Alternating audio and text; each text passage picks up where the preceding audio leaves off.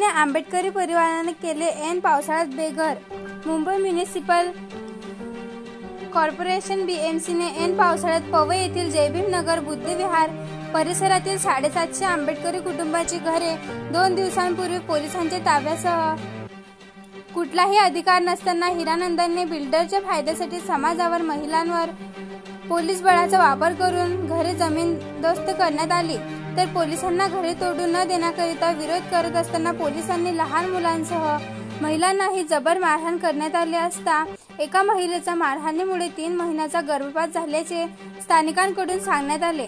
2021 पूर्वीच्या झोपड्यांना शासकीय अभय असताना आणि एकीकडे शासनाचा GR सांगतो की जून ते सप्टेंबर ऑक्टोबर या पावसाळी दिवसात कोणत्याही घराचे किंवा वस्तीचे निष्कासन करता येणार नाही, तरी सुद्धा बीएमसी कडे निष्कासनाचे अधिकार नसतानाही व सर्व अधिकार जिल्हाधिकारी यांच्याकडे असतानाही एका नामांकित हिरानंदांनी सारख्या बिल्डरच्या फायद्यासाठी बीएमसीने दुष्कर्म केले गेल्याचे बोलले जात आहे। 750 आंबेडकरी कुटुंबांवर ऐन पावसाळ्यात लहान बालकांसह रस्त्यावर राहण्याची वेळ आल्याने सर्वप्रथम डॉक्टर राजरत्न आंबेडकर यांनी धाव घेऊन कायदेशीर लढा देण्याचे आश्वासन बेघर कुटुंबाला देण्यात आले होते।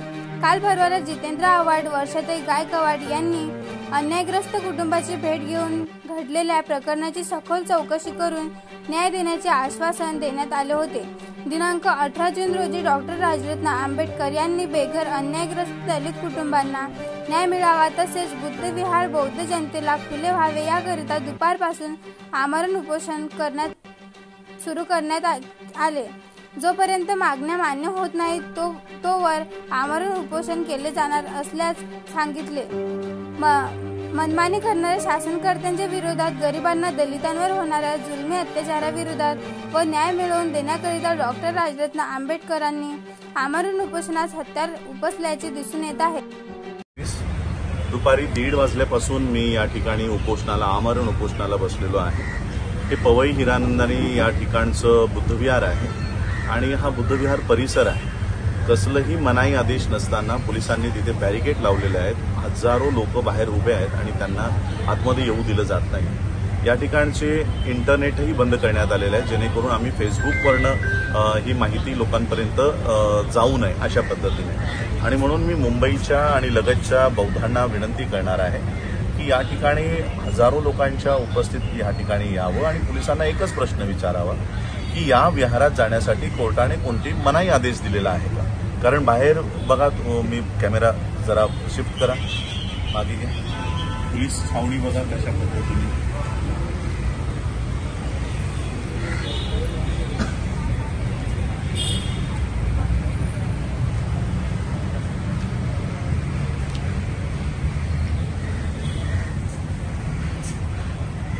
अशा पद्धतीने बुद्धविहाराच्या या परिसरामध्ये पोलीस म्हणजे ज्या ठिकाणी अहिंसा राबवली जाते त्या ठिकाणी पोलीस इथे रायफल घेऊन उभे आहेत, शूजमध्ये आहेत, बुटांमध्ये आहेत आणि या पवित्र स्थळाचं जी काही रिस्पेक्ट आहे तो पूर्ण संपवण्यात आलेला आहे। आणि म्हणून मी मुंबईच्या जवळच्या सगळ्यांना आणि महाराष्ट्रभरातल्या बौद्धांना आवाहन करणार आहे की आज हे आंदोलन आम्ही उभं केलेलं आहे। आंदोलन 2-3 कारणांसाठी आहे। पहिलं कारण की बीएमसीला कसलेही अधिकार नसताना पावसाच्या सुरुवातीला यांनी 750 कुटुंबांची घरं उद्ध्वस्त केलेली आहेत, जमीनदोस्त केलेली आहेत। तो अधिकार उपजिल्हाधिकारी निष्कासन विभागाचा असतानाही बीएमसीच्या अधिकाऱ्यानं हे काम केलेलं आहे। त्यामुळे पहिली मागणी आमची आहे की बीएमसीच्या ज्या अधिकाऱ्याच्या सहीने हे काम झालेलं आहे त्याच्यावर अॅट्रॉसिटी ॲक्टनुसार गुन्हा दाखल व्हावा।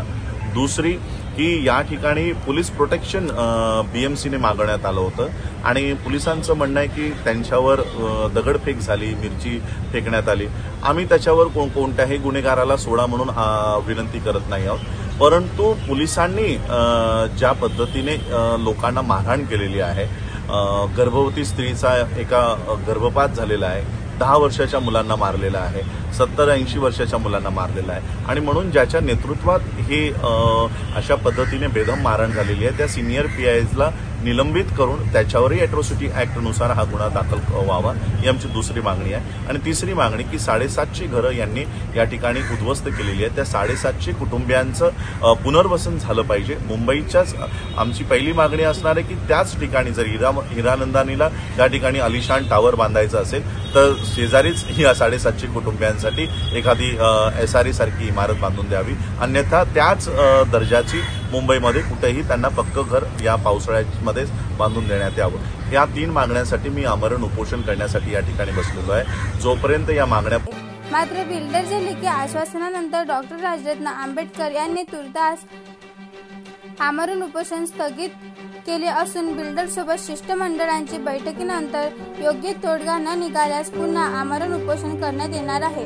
संतोष निर्भवणे, प्रतिनिधी IBC न्यूज, पवई, मुंबई। नावावर करायचं काहीच बोलत नाही।